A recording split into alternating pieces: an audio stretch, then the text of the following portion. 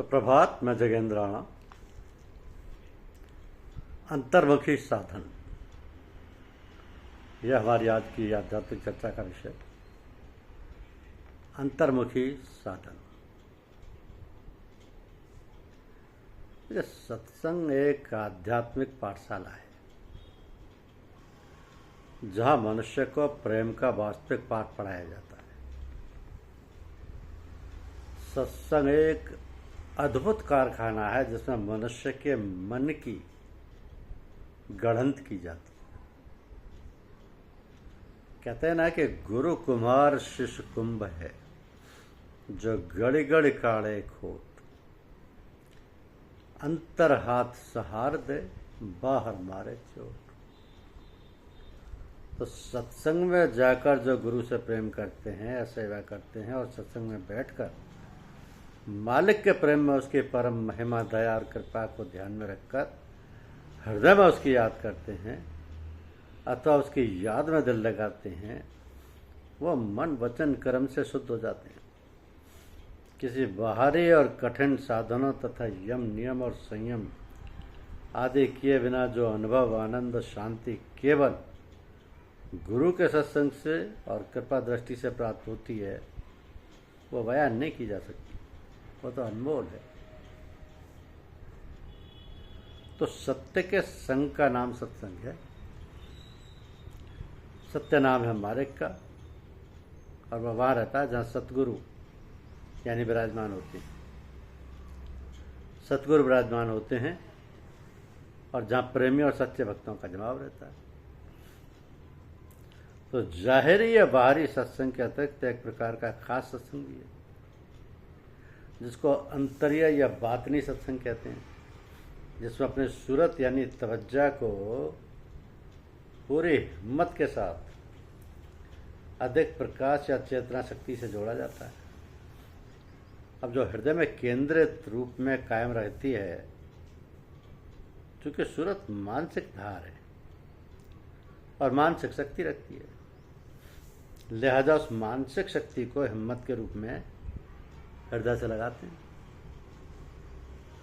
और वहाँ सत्य नाम की धुनी लगाकर हृदय में अधिक शक्ति से मिलकर नाम की गुरुत्वाकर्षण शक्ति में अपनी आत्मा से मिलकर अथवा लय होते हुए अंतर यंत्र में चले जाते हैं।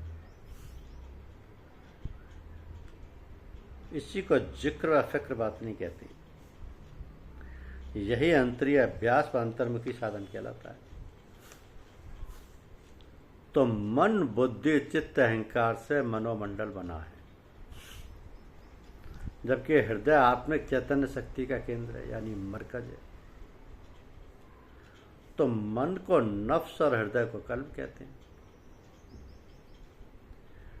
कर्म और ज्ञानेंद्रियों सहित मन का संबंध वासना और विचार गति से रहता है और उसकी धार व सूरतें संसारी चीज़ों से ही अधिकतर लगी रहती तथा बहुमुखी रहती है।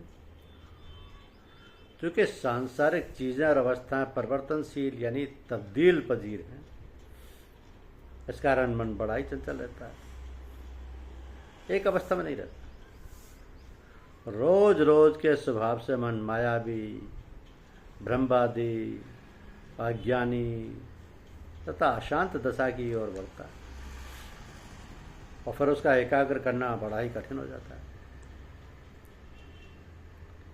उसे काबू में लाना एक मुसीबत हो जाती है। तो मल विक्षेप आवरण के पर्दे उस पर ऐसे छा जाते हैं कि फिर हृदय की चेतन शक्ति का तेजस्वी प्रभाव यानी नूरानी असर भी मन आसानी से नहीं ग्रहण करता।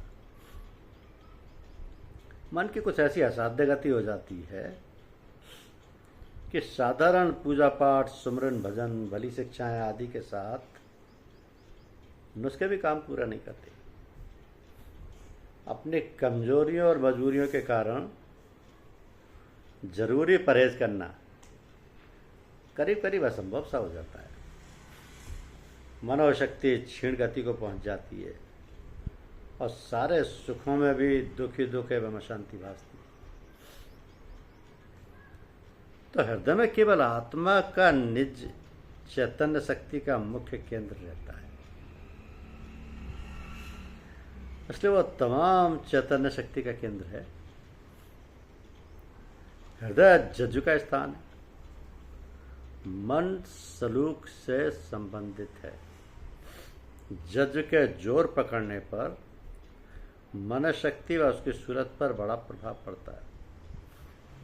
मन हृदय की आत्मिक शक्ति के अधीन है और बहुर्मुखी होने से तथा मल विक्षेप आवरण के कारण अपने हृदय से शक्ति की नूरानियत से वंचित रहता है। इसलिए हृदय शक्ति का नूरानी तेज जब विकसित होता है तब मन के अंधकार, भ्रम, भूल तथा नाफरमानी के नफसानी पर्दे सब साफ हो जाते हैं और मन गति अपने आप उसी हिसाब से तमोगुणी व रजोगुणी अवस्था से सतोगुणी हो जाती है। यानी जज्जु पैदा होने पर नफ्स अमृतरा और नफ्स लभ्यत्मा और नफ्स मुतय्यन हो जाता है। हृदय शक्ति बहुर्मुखी धार को अंतर्मुखी कर लेती है और फिर तल्लीनता, बुद्धिशीलता एवं अहंकारलीनता के लय अवस्थाओं में फना के मुकामों में प्रवेश करती है।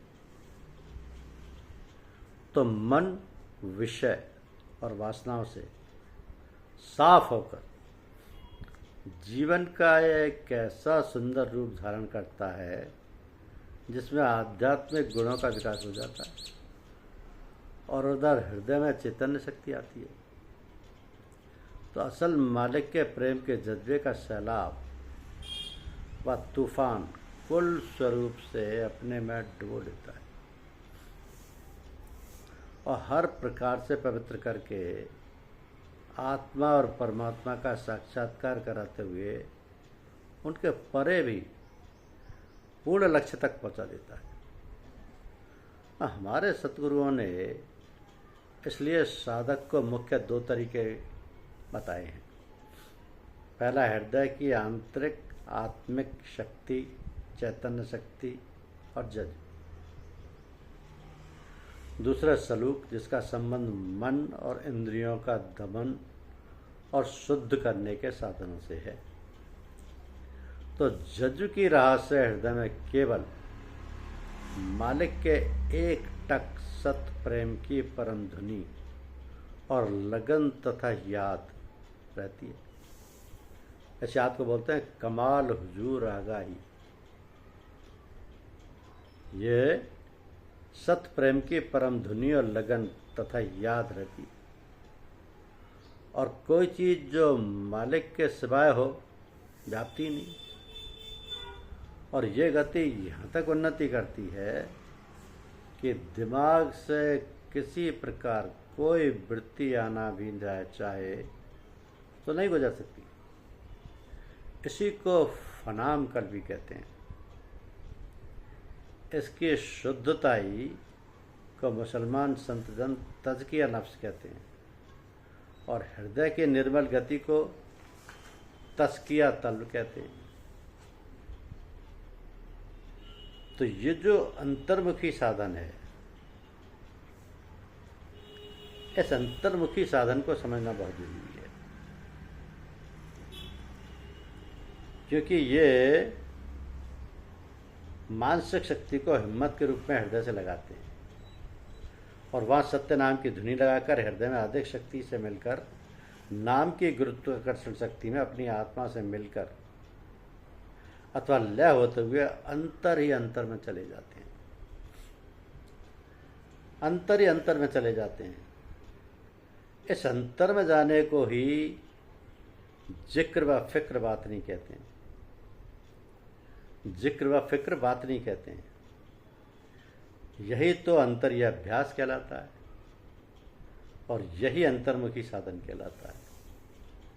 तो जिक्र व फिक्र बातनी, अंतर्य अभ्यास और अंतर्मुखी साधन, ये सब एक ही चीज़ें हैं। एक ही चीज़ के नाम। धन्यवाद।